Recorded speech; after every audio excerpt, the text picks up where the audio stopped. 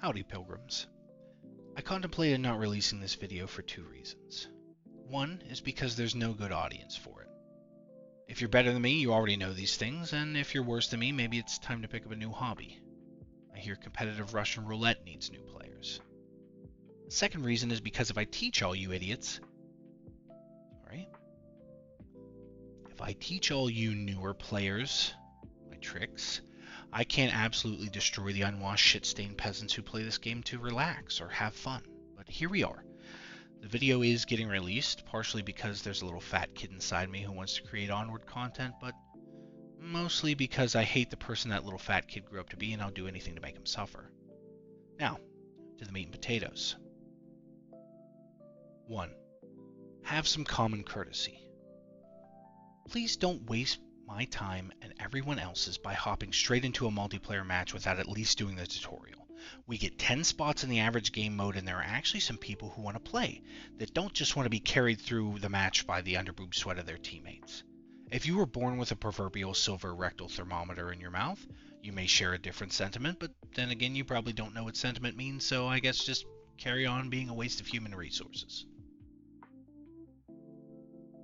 Number 2. Stop fucking shooting at spawn.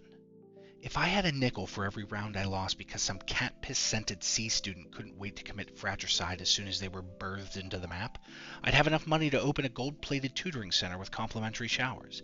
At best, you make it so that you have less bullets to shoot towards the bad men. At worst, you tell the enemy team exactly where you are, and if they have more brain cells than Diddy concert attendees in 2025, they'll shoot you before you can do much of anything. Number 3. Play the objective. Until Downpour decides to take my suggestions seriously, there are no game modes where you can tear around the map mindlessly spraying your bullet hose into other amphetamine-addled ADHD sufferers until some arbitrary limit is reached. The game requires some thought. If you aren't capable of that, perhaps it's not for you. Number 4. Stop wasting time. This should go under the common courtesy section, honestly, but I wanted to highlight it because it's such a prevalent issue. No one wants to sit there while you make up a class. These can all be created in the shooting ranges, or if you're actually getting information from this video, more than likely while you're dead in the tent.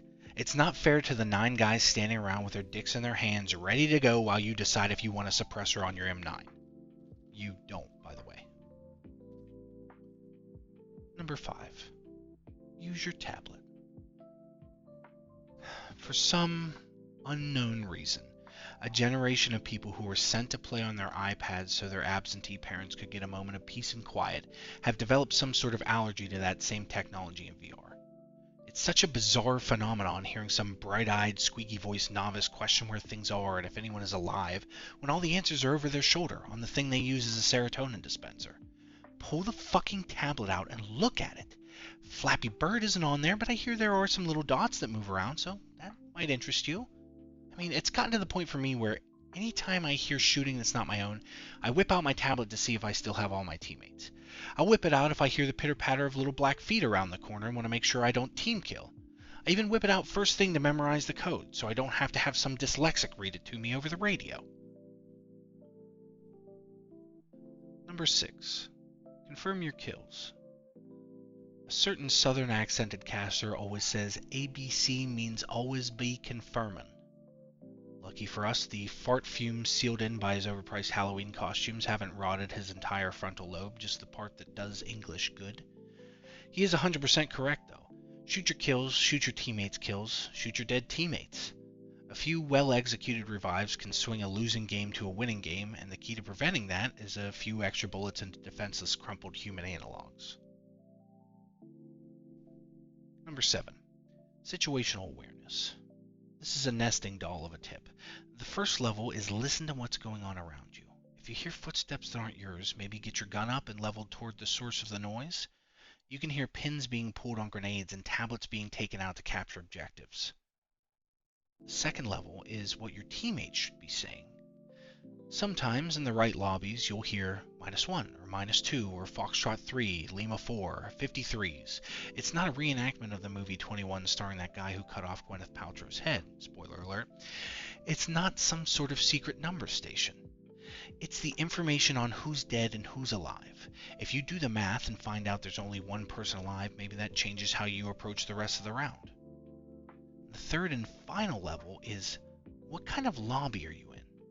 If it's a public lobby, sure, you're free to do whatever you want, within reason. Competitive players know where they belong and shouldn't get all pissy when you break each one of the rules I've already mentioned. If you wander into a competitive lobby, on the other hand, and don't belong there, it's possible you'll be sussed out before you even open your mouth. You see, like military families or oil and gas workers, competitive players tend to know each other pretty intimately.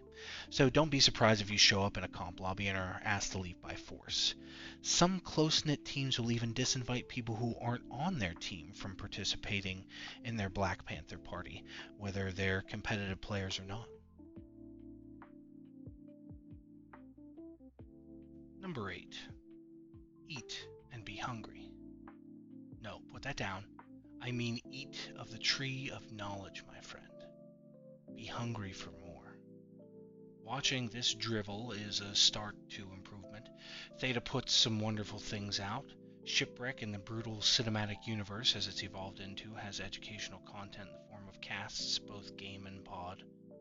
If you like reading, the Onward VR subreddit has some trash. If you like tabloid magazines or presidential debates, I'm sure you'd love it.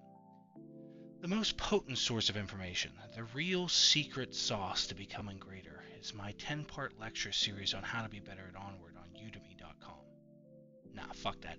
The secret sauce is finding a player who does well and doesn't mind your existence, and learning all you can from them, join their teams, if you can play at public lobbies with them, etc. As the old Aztec saying goes, surround yourselves with hungry people, and you all get fat. Now, get out there, start improving.